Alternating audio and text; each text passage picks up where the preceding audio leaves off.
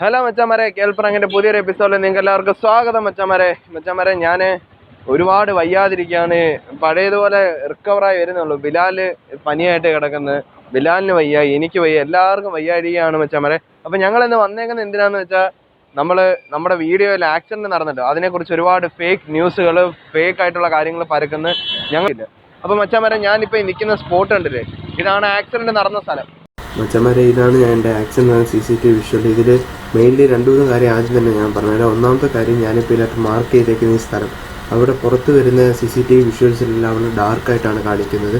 എന്തുകൊണ്ടാണ് അവൻ മനഃപൂർവ്വം അങ്ങനെ ചെയ്തതാണോ എന്ന് എനിക്കറിയത്തില്ല, എന്തുകൊണ്ടാണ് അങ്ങനെ വരുന്നതെന്ന് എനിക്കറിയത്തില്ല. രണ്ടാമത്തെ കാര്യം, ഞാൻ ഈ മാർക്ക് ചെയ്ത സ്ഥലം കണ്ടില്ലേ, അതെന്ന് പറയുന്നത് അതൊരു സെൻട്രൽ ലൈനേ അല്ല. ഞാൻ സെൻട്രൽ ലൈൻ പിടിച്ച് ദൂരെ നിന്ന് വരുന്നതെന്ന് പറയുന്നത് അതൊരു പലരും സെൻട്രൽ ലൈനായിട്ടാണ് കണ്ടിരിക്കുന്നത്. സെൻട്രൽ ലൈനേ അല്ല, അത് ഞങ്ങളുടെ സൈഡിലെ പാർക്കിംഗ് ലൈനാണ്. ആ റോഡിൽ ഒരു ലൈനും ഇല്ല, അത് ലൈനല്ല. അത് ആ ഇന്റർലോക്ക് ഇളകി പോതിരിക്കട്ടേക്കുന്ന കോൺക്രീറ്റ് വരെയാണ്, അത് ലൈനല്ല ആക്ച്വലി. അത് സത്യം പറഞ്ഞാൽ ആ ടാങ്കർ ലോറി കിടക്കുന്നത് റോഡിലാണ്. ആ ടാങ്കർ ലോറി അവിടെ നിർത്തിയിട്ടേക്കുന്ന റോഡിലായതുകൊണ്ട് തന്നെ മറ്റു വാഹനങ്ങൾ, പുറകെ വരുന്ന വാഹനങ്ങളെല്ലാം പതിയെ സ്ലോ ചെയ്താണ് പോകുന്നത്. കാരണം ഫ്രണ്ടിൽ വരുന്ന കണ്ടില്ലേ സ്ലോ ചെയ്യുന്നത്, കാര്യം ഫ്രണ്ടിൽ വരുന്ന വണ്ടികൾ കാണാൻ സാധിക്കുന്നില്ല. അത് റോഡിൽ പാർക്ക് ചെയ്തേക്കുന്നുണ്ട്, വലിയൊരു ടാങ്കറാണത്. അപ്പം ഇത് ഞാൻ ഞങ്ങളെ വന്ന് ഇടിച്ച ബൈക്ക് അവരൊന്ന് ശ്രദ്ധിച്ചിരുന്നെങ്കിൽ പ്രശ്നമില്ല. അവർ പലയിടത്തും അങ്ങനെ ഓവർടേക്ക് ചെയ്ത് പോയിട്ടുണ്ടായിരിക്കാം. പക്ഷെ അവരൊന്ന് ശ്രദ്ധിച്ചിരുന്നെങ്കിൽ ഞങ്ങൾക്കിനി ആക്സിഡന്റ് സംഭവിച്ചതിലാണ് ഇത്തരം നഷ്ടങ്ങളൊക്കെ ഉണ്ടാവില്ലായിരുന്നു. അപ്പം ഞങ്ങളിത് ആരെയും വ്യക്തിഹത്യ ചെയ്യാനോ ഇയാളാണ് തെറ്റുകാരൻ ചൂണ്ടിക്കാണിക്കാനോ വന്നതല്ല.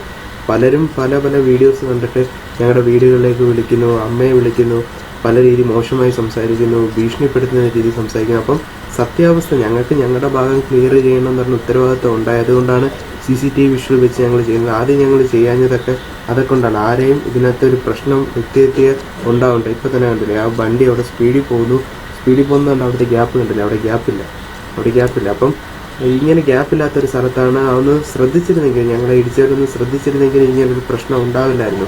അതായത് സൈഡ് നോക്കാതെ മറ്റെല്ലാ വണ്ടികളും സ്ലോ ചെയ്യുന്നത് പോലെ ഒന്ന് സ്ലോ ചെയ്തിരുന്നെങ്കിൽ ഉണ്ടാവത്തില്ലായിരുന്നു. ഇത് ഞങ്ങളിപ്പം നിങ്ങളുടെ മുന്നിൽ കാണിക്കാൻ മെയിൻ കാരണമെന്ന് പറയുന്നത് തന്നെ, ഞങ്ങൾക്ക് ഇങ്ങനെ പല രീതിയിൽ കോളുകളും കാര്യങ്ങളും വരുന്നത് കൊണ്ടും ഇങ്ങനെ ചോദ്യങ്ങൾ വരുന്നത് കൊണ്ട് ഞങ്ങൾക്ക് ഞങ്ങളുടെ ഭാഗം നിങ്ങളോട് പറയണം എന്നുള്ളത് കൊണ്ടാണ്. അതുപോലെ തന്നെ ഡ്യൂക്കിൻ്റെ കാര്യം എന്ന് വെച്ചാൽ, ഡ്യൂക്ക് എന്ന് പറയുന്നത് ഒരു സ്പോർട്സ് മോഡൽ ബൈക്കാണ്. ആ സ്പോർട്സ് മോഡൽ ബൈക്കിന് വെയിറ്റ് കുറവാണ്. ഇപ്പം ഞാനതിന് ക്ലിയറായി പറഞ്ഞത്, ഇപ്പം ഒരു ബൈക്ക് ഞാൻ ഇപ്പോൾ മാർക്ക് ചെയ്ത് കാണിച്ചിരുന്നത്, ആ ബൈക്കിൽ നിന്ന് ആക്സിഡൻറ്റ്, ഞങ്ങൾ ഇടിക്കുന്ന ബൈക്കിൻ്റെ ഫ്രണ്ടിൽ വന്ന ബൈക്കാണ്. അതവിടെ സ്ലോ ചെയ്യുന്നതിൻ്റെ കാരണം എന്താണെന്ന് വെച്ചാൽ, ആ ടാങ്കർ ലോറി കയറുന്നതാണ്. ഇപ്പോഴാണ് ഇടിക്കുന്നത്, ഇപ്പോൾ കണ്ടില്ലേ, ഇപ്പോൾ ഇടിക്കുന്നത്. ഇത് എന്തുകൊണ്ടാണ് സംഭവിച്ചതെന്ന് വെച്ചാൽ, ആ ലോറി അവിടുന്ന് റോഡിൽ കിടന്ന വണ്ടി വീണ്ടും റോഡിലേക്ക് ഇറക്കണം. അപ്പോൾ തന്നെ ആ മാർക്ക് ചെയ്തേക്കുന്ന ബൈക്കാണ് എന്നെ ഇടിക്കുന്നത്. അതിപ്പോൾ തന്നെ റോഡ് ട്രാക്കിൻ്റെ വെളിയിലാണ്, ഞങ്ങളുടെ സൈഡിൽ കൂടെയാണ് വന്നുകൊണ്ടിരിക്കുന്നത്.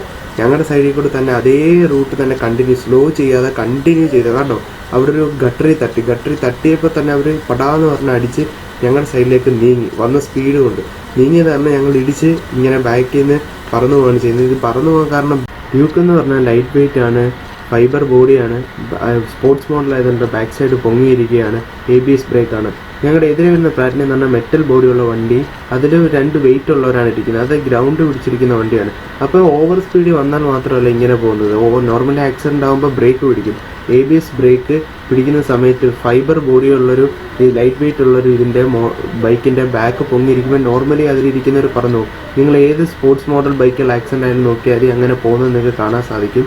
അപ്പോൾ അത് തന്നെയാണ് ഇവിടെ സംഭവിച്ചത്. ഞങ്ങൾ ഓവർ സ്പീഡ് വന്നതല്ല. അല്ലെങ്കിൽ മച്ചാന്മാരെ നിങ്ങൾ മനസ്സിലാക്കണം, ഈ ഓവർ സ്പീഡ് എന്ന് എല്ലാവരും പറയുന്നത്. എന്താണ് ഓവർ സ്പീഡ്? ഇത് NH ആണ്. ഞാൻ NH കൂടാണ് സഞ്ചരിച്ച് വന്നുകൊണ്ടിരിക്കുന്നത്. കൊട്ടാരക്കര പുനലൂർ റോഡാണ്. അവിടെ ഞാൻ 50 to 60 km/m ആണ്. ആ സ്പീഡിൻ്റെ അകത്താണ് വന്നപ്പോൾ എതിരെ ഇവർ ഇവർ സൈഡ് നോക്കാതെ കയറി വന്ന് ഇടിച്ചിരിക്കുന്ന ടൈമിൽ ഞാൻ പറയുന്നൊരു കാര്യം വെച്ചാൽ, ലോറിയുടെ ലൈറ്റ് നല്ല ബ്രൈറ്റ് ആയിരുന്നു പറഞ്ഞാൽ ഞങ്ങൾക്ക് ലെഫ്റ്റ് സൈഡ് ഒതുക്കാൻ പറ്റില്ല. ലെഫ്റ്റ് സൈഡ് ഒതുക്കിയായിരുന്നെങ്കിൽ ഞങ്ങൾ ഓടെ വീണ് ഇതിലും വലിയ ഒരു അപകടം സംഭവിച്ചാണ്. ഇപ്പം തന്നെ ഞങ്ങളുടെ ബൈക്ക് കിടക്കുന്നത് നോക്കിയാൽ ഞങ്ങളുടെ സൈഡിൽ തന്നെയാണ്.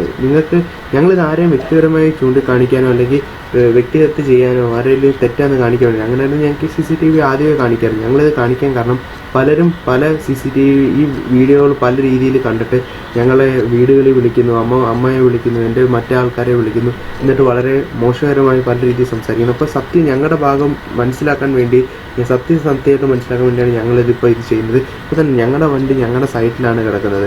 ഞങ്ങൾ ആകെപ്പാടെ ചെയ്തൊരു തെറ്റ് ഡ്യൂക്ക് ഓടിച്ചെന്നുള്ളത്. ഡ്യൂക്ക് ഓടിച്ച് അതിൻ്റെ അടുത്ത് ഓവർ സ്പീഡായിരുന്നു.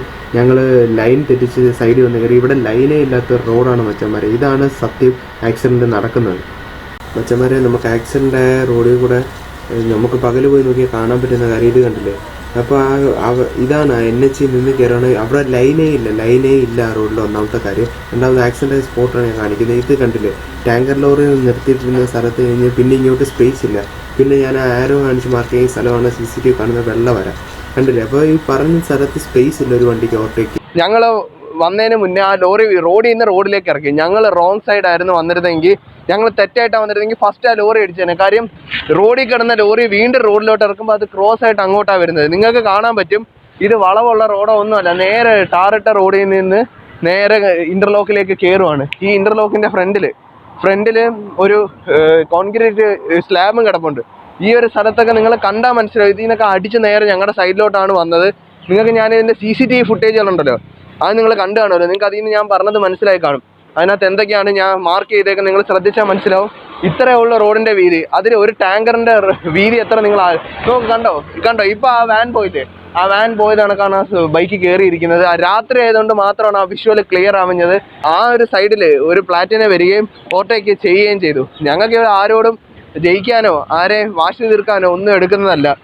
നമുക്ക് സത്യം എല്ലാവരും അറിയണം. ഞങ്ങളുടെ പേരിൽ ഒരുപാട് കാര്യങ്ങൾ ഒരുപാട് പേര് പറയുന്നുണ്ട്. അതിലുപരി നിങ്ങൾ മനസ്സിലാക്കി പറയാം. നിങ്ങൾ നോക്കും വെച്ചാലേ എൻ്റെ എനിക്ക് വയ്യ, സംസാരിക്കാൻ വയ്യ. ഇത്രയും ഒന്ന് ആലോചിച്ച് നോക്കും. പലരും കൈ ഒടിഞ്ഞ് കാലൊടിഞ്ഞ് എന്നൊക്കെ പറയും നമ്മുടെ എതിരുന്നാറ്. എൻ്റെ കണ്ണ് കണ്ടോ, എനിക്കിപ്പോഴും കാണാൻ പറ്റുന്നത്, എനിക്ക് താഴോട്ട് കാണാൻ പറ്റത്തില്ല. എൻ്റെ കാഴ്ച നഷ്ടപ്പെട്ടു. ഇത് തിരിച്ച് കിട്ടുമെന്ന് ഒരു ഉറപ്പുമില്ല. 8 മാസം കഴിയുമ്പോഴാണ് എൻ്റെ കാഴ്ച അടുത്ത സർജറി കിടക്കുന്നത്. അതിനി കിട്ടുമോ കിട്ടില്ലയോ എന്ന് അറിയത്തില്ല. അപ്പോൾ ആയുഷ്കാലം മുഴുവൻ എൻ്റെ കാഴ്ച നഷ്ടപ്പെട്ടോ താഴോട്ടുള്ള പലയിടത്തോടുള്ള കാഴ്ച എനിക്ക് പ്രശ്നങ്ങളാണ്. മുഖം നോക്ക്, ഫുള്ള് കമ്പിയിട്ട് ശരീരം ഇത്രയും വേദന എടുത്ത് കിടക്കുന്നത്. അപ്പോഴും വീണ്ടും നമ്മൾ ആക്സിഡൻ്റ് ആകുമ്പം ഒരുപാട് 2 പേർക്ക് നഷ്ടമുണ്ടാകും. നമ്മളായിട്ട് ഇത് ചാനലിൽ ആദ്യം CCTV ദൃശ്യം ഇടാഞ്ഞതിൻ്റെ മെയിൻ കാരണം ഒന്ന് കേസ് നടക്കുന്നത്. രണ്ടാമത്തെ കാര്യം ഞങ്ങളുടെ ചാനലിൽ 10, 1000, 2000, 10,000 പേര് കാണുന്നില്ല, ലക്ഷക്കണക്കിന് ആൾക്കാർ കാണും. ആ കാണുന്നവര് ഇതുവഴി അതായത് നമ്മളെ എതിരെ വന്ന് ഇടിച്ചവരുടെ കുടുംബത്തിൽ വ്യക്തിപരമായിട്ടൊരു പ്രശ്നം ഉണ്ടാവാതിരിക്കാനാണ് നമ്മളത് അവിടെ വിട്ടത്. പക്ഷേ വീണ്ടും നമ്മളെ വന്ന് തോണ്ടി വന്ന ആൾക്കാർ വീണ്ടും കുത്തുകയാണ്. ഇതിൻ്റെ സത്യം നിങ്ങൾ അറിയണം. നിങ്ങൾ ഇപ്പോൾ CCTV കണ്ടു കഴിഞ്ഞപ്പോൾ നോർമലി ചിന്തിക്കുന്ന ഒരാൾക്ക് മനസ്സിലാവും എന്താണ് ആക്സിഡൻറ്റ് സംഭവിച്ചത്, എവിടെ ആരുടെ കയ്യിലെ തെറ്റ്. പിന്നെ ഞാൻ 1 കിലോമീറ്റർ മുന്നേ വരുന്നതിൻ്റെ CCTV കാണിച്ച് പല ചാനലിലും കിടക്കുന്നുണ്ട്. നിങ്ങളത് കണ്ടാൽ നിങ്ങൾക്ക് മനസ്സിലാവും. ഞാൻ എൻ്റെ സൈഡിൽ കൂടെയാണ് വരുന്നത്. സെൻട്രൽ ലൈൻ എന്ന് പറഞ്ഞാൽ രാത്രി 1 കിലോമീറ്ററോളം നീളത്തിൽ കിടക്കുന്ന റോഡ്. അവിടെ വേറെ വണ്ടികൾ എതിരില്ല. നമ്മൾ ഏതൊരു ബൈക്കാണെങ്കിലും സെൻറ്റർ പിടിച്ചല്ലാതെ പിന്നെ ഏത് വഴിയാണ് പോകുന്നത്. ഞാൻ ആ സെൻട്രൽ ലൈൻ കട്ട് ചെയ്ത് അപ്പുറത്ത് പോകുന്നില്ല. നിങ്ങളൊന്ന് ആലോചിച്ച് നോക്കണം. ഈ ഒരു ഇൻ്റർലോക്കിൽ ഒരിക്കലും സെൻറ്റർ കട്ട് ചെയ്ത് അങ്ങോട്ട് പോകേണ്ട ആവശ്യമില്ല. ഞാൻ അങ്ങനെ സെൻറ്റർ കട്ട് ചെയ്ത് അവിടെ പോയിരുന്നെങ്കിൽ ഫസ്റ്റ് ലോറിയിൽ ഇടിച്ചാണ്. നിങ്ങളെന്നെ ആലോചിച്ച് നോക്കും. റോഡിൽ കിടന്ന ലോറി റോഡിലോട്ട് തന്നെ ഇറക്കിയപ്പം ഞാൻ ഫസ്റ്റ് ഇടിക്കേണ്ട അതിലല്ലേ, എന്തുകൊണ്ട് ഇടിച്ചില്ല? ഇത് കണക്ക് പല കാര്യങ്ങളും ഫേക്കായിട്ട് പറഞ്ഞ് മാക്സിമം ഞങ്ങളുടെ ഈ അവസ്ഥ ചൂഷണം ചെയ്ത് യൂസ് ചെയ്യുന്നുണ്ട്. ഇത് ആ ഒരു വീഡിയോ കാണുന്ന ഒരാൾ വിചാരിക്കുന്നത് ഞാൻ തെറ്റ് ചെയ്തിട്ടുണ്ടെന്നാ. ഞങ്ങളുടെ കയ്യിൽ തെറ്റെന്നുള്ള നിങ്ങൾക്ക് വേണമെങ്കിൽ ഇപ്പോൾ കാണിച്ചു തരാം. കണ്ടോ പാർക്കിംഗ്, ഇവിടെ പാർക്കിംഗ് കണ്ടോ? ഈ വണ്ടി ഒരു ഗ്യാസ് വണ്ടി ഇവിടെ കൊണ്ട് നിന്നെങ്കിൽ അതിൻ്റെ അർത്ഥം പാർക്കിംഗ് ഇവിടെ കാണിച്ചു കൊടുക്കുക. അവർക്ക് എവിടെ വരെ ആ റോഡെന്ന് നോക്കിയാൽ മതി മച്ചന്മാരെ. ഇത് പാർക്കിംഗ് ഉള്ളൊരു സ്ഥലമാണ്. ഇത്രയും വരെ പാർക്കിങ്ങാണ്. ഇത് കഴിഞ്ഞിട്ടാണ് റോഡ്. നിങ്ങൾ ഈ കാണുന്ന പാർക്കിങ്ങിലാണ്, ഞാൻ നിൽക്കുന്ന പാർക്കിങ്ങിലാണ്. എത്രയും ദൂരത്തോടെ വണ്ടി പോകുന്നതെന്ന് കണ്ടോ? ഇത്രയും ദൂരമുണ്ട് വണ്ടിയും ഞാനും തമ്മിൽ. കണ്ടില്ലേ വണ്ടികൾ പോകുന്നത് കണ്ടോ? ഏത് വഴിയാണ്? ഇതാണ് അവർ സെൻട്രൽ ലൈൻ ഞാൻ പിടിച്ചു വന്നെന്ന് പറയുന്നത്. ഞാൻ സെൻട്രൽ ലൈൻ പിടിച്ച് അവരുടെ സൈഡിൽ വന്നത്. നോക്കിയാൽ മതി മച്ചാമാരെ. ഇപ്പം ഒരു കാർ ഞാൻ വരും, കാർ ഏതുവഴിയാണ് പോകുന്നതെന്നുണ്ടോ? നോക്കിയാൽ മതി ഏതുവഴിയാണ്. അപ്പം ആ ഒരു ടാങ്കർ ലോറി അവിടെ കിടന്നാൽ അതിനെ ഓവർടേക്ക് ചെയ്യാൻ മറ്റൊരു വണ്ടിക്ക് സ്ഥലമില്ല. അവിടെ ലോറി കിടന്ന സ്ഥലമില്ല. ആ കിടക്കുന്ന ലോറിയെ വീണ്ടും ഓവർടേക്ക് ചെയ്തിട്ട് എന്നെ വന്ന് ഇടിച്ചിട്ട് പറയാം ഞങ്ങൾ അമിത വേഗത്തിൽ 2 കിലോമീറ്റർ മുന്നേ വന്നിട്ട് അവരെ ഇടിച്ചതാണ്. എങ്ങനെ ഇരിക്കണം മച്ചാമാരെ, എങ്ങനെ ഇരിക്കണം? ഈ ഒരു അവസ്ഥയിൽ നമ്മൾ ഈ ആക്സിഡന്റ് എല്ലാവർക്കും അറിയാം. നമുക്ക് ആക്സിഡന്റ് നടക്കുമ്പോൾ അത്രത്തോളം നഷ്ടങ്ങളുണ്ടായി ഞങ്ങളുടെ കുടുംബത്തിൽ. ഇനി ആയുഷ്കാലം മുഴുവൻ ഞാൻ വികലാംഗനായി പോകുന്നതിന് എനിക്ക് സങ്കടമുണ്ട്. കാര്യം കാഴ്ച നഷ്ടപ്പെട്ട് കഴിഞ്ഞാലും കണ്ണിന് പ്രശ്നം ഉണ്ടായാലും വികലാംഗം തന്നെയല്ലേ. ഇത്തരം ഒരു അവസ്ഥ തന്നെ എത്തിച്ചിട്ട് വീണ്ടും ഞങ്ങളെ ചൂഷണം ചെയ്യുന്നു മച്ചാമാരെ. ഇതിന് ഞങ്ങൾക്ക് നല്ല രീതിയിൽ പ്രതികരിക്കാറുണ്ട്. ഞങ്ങൾ പോലീസിൻ്റെ അടുത്ത് പോയപ്പോൾ ആദ്യം പറഞ്ഞത് ഇവരെ അടുത്ത് ഒന്നും പറയേണ്ട കാര്യം നിയമപരമായിട്ട് നമ്മൾ നീങ്ങിയിട്ടുണ്ടെന്ന്. ഇതിന് ശക്തമായി ഞങ്ങൾ നിയമപരമായിട്ട് നീങ്ങും. അച്ഛന്മാരെ ദയവ് ചെയ്ത് കാണിക്കുന്ന വീഡിയോകളെല്ലാം റീച്ച് ആക്കാനും അതിനു വേണ്ടി യൂസ് ചെയ്യും. ഞങ്ങളെ സ്നേഹിക്കുന്നവർ ഞങ്ങളുടെ കഷ്ടപ്പാട് മനസ്സിലാക്കണം. ഈ ആക്സിഡന്റ് കാണിച്ചോ മറ്റൊന്നും കാണിച്ചോ ഞങ്ങൾക്ക് റീച്ച് ആവേണ്ട കാര്യമില്ല. അത്രത്തോളം ഞങ്ങൾക്ക് വേദനയുണ്ട്. അതെ, എൻ്റെ വീട്ടിലേക്ക് വിളിച്ച് വധശ്രമത്തിന് ഭീഷണികൾ മുഴക്കുന്നത്, പല രീതിയിൽ പറയുന്നത്. അതെ, കേസ് സത്യമായിട്ട് ഫയൽ ചെയ്തിരിക്കുക. രാത്രി 1 മണിക്ക് 2 മണിക്കും അമ്മയും മറ്റുള്ള ആൾക്കാരെയും വിളിച്ചിട്ട് ഭീഷണിപ്പെടുത്തുകയാണ്. നിങ്ങളെ അങ്ങനെ ചെയ്യും, ഇങ്ങനെ ചെയ്യും, ഞങ്ങളുടെ ചെറുക്കൻ്റെ കൈ ഒടിഞ്ഞ്, ഞങ്ങളുടെ ചെറുക്കൻ്റെ കാലൊടിഞ്ഞെന്നൊക്കെ പറയുന്നത്. അപ്പോൾ മച്ചാനെ ഞാൻ എന്തോ മച്ചാനെ മനുഷ്യനല്ലേ? നമ്മൾ അത് തന്നെ നമ്മൾ ഈ ഒരു സംഭവം ഉണ്ടായിട്ട് പോലും ഞങ്ങൾ പറഞ്ഞത് ഞങ്ങൾ ഒന്നും മിണ്ടിയില്ല. അതാ, ഞങ്ങൾ ചോരയും വിയർപ്പും ഉണ്ടാക്കി കഷ്ടപ്പെട്ട് ഉണ്ടാക്കിയെടുത്ത ഇന്ന് ഈ കാണുന്ന 4 ലക്ഷത്തോളം സബ്സ്ക്രൈബേഴ്സ്.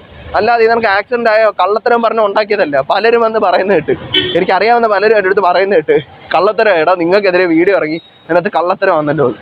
ഇപ്പൊ എങ്ങനെ ഇരിക്കണം വെച്ചാൽ മരം, എങ്ങനെ ഇരിക്കണം ഈ കൊണ്ടുവച്ച് ഇടിച്ച് ഇത്ര എന്നെ കയറ്റി. നിങ്ങൾ കണ്ടല്ലോ ലോറി പോകുന്ന ഇതുവഴി ഞാൻ നോക്കും, കണ്ടല്ലോ ഒരു റോഡിൽ കൂടെ അല്ല അത്, ഇത്രയും സൈഡ് ഇവിടെ കിടക്കുമോ? ഇത്ര സൈഡിൽ കൂടെ കയറി പോയിട്ട് ഞങ്ങൾ കുറ്റക്കാർ.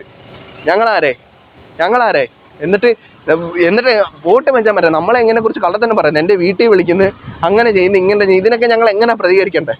സത്യമായിട്ട് മച്ചാൻ പറയാൻ, നിങ്ങളാണ് എന്നെ ഇവിടെ നിർത്തിയിരിക്കുന്നത്. ഞാനിവിടെ എത്താനുള്ള കാരണം നിങ്ങളാണ്. നിങ്ങൾ ഞങ്ങളുടെ അവസ്ഥകളെ, ഞങ്ങളുടെ വിഷമങ്ങളെ മനസ്സിലാക്കണം. ഞങ്ങൾ എങ്ങനെ ഇവിടെ എത്തിയെന്ന് നിങ്ങൾക്കറിയാം. ഞങ്ങൾക്ക് ഒരിക്കലും ഒരു കള്ളത്തരം പറഞ്ഞോ അല്ലെങ്കിൽ വേറൊരു ഇത് ചെയ്തോ ഞങ്ങൾക്ക് ഇവിടെ വരേണ്ട കാര്യമില്ല. ഇനിയിപ്പോൾ ഇതിനെ ബന്ധിപ്പിച്ച് വേറെ വീഡിയോകളിടും, വേറെ പലതും വരും. ഇനി ഞങ്ങൾ പറയുന്നൊരു കാര്യം വെച്ചാൽ മതി, സീരിയസ് ആയിട്ട് പറയാം. ഇതോടെ ഞങ്ങൾ വീഡിയോ പറഞ്ഞെടുത്ത് ഇനി ഞങ്ങൾ ഇതിനെക്കുറിച്ച് പറഞ്ഞ് ഞങ്ങൾക്ക് കേസ് കൊടുത്തേക്കുന്നതിൻ്റെ വിധി വരുമ്പോഴേ ചിലപ്പോൾ 1-2 കൊല്ലം ആവുമായിരിക്കും. പക്ഷെ അന്ന് ഞങ്ങൾക്കെതിരാ വിധി വരുന്നെങ്കിൽ ഞങ്ങൾ ഈ പ്രാങ്ക് ഞങ്ങൾ ഈ പണി നിർത്തിപ്പോവും. പോയിരിക്കും. സത്യമാണ് പറഞ്ഞത്. ഞങ്ങൾ കാരണം ഞങ്ങൾ പറയുന്നതെല്ലാം കള്ളത്തരമാണ്. കേസ് അവർക്ക് അനുകൂലമായ ഞങ്ങൾ ഈ പണി നിർത്തി പോയിരിക്കും മച്ചന്മാരെ. ഇത് വെറുതെ പറയുന്നൊന്നുമല്ല. ഇനി അടുത്തൊരു അപ്ഡേറ്റ് അവിടെ ആയിരിക്കും മച്ചന്മാരെ. ഞാൻ റെഡിയായി വരുന്നേ ഉള്ളൂ. നല്ല മുറിവുകളുണ്ട്. അപ്പോൾ മച്ചന്മാരെ ഇനി എല്ലാം സെറ്റായി വരും. കണ്ണിൻ്റെ കാഴ്ചയും പ്രശ്നമുണ്ട്. അടുത്തൊരു വീഡിയോ കാണുന്നവരെ my dear friends, bye bye.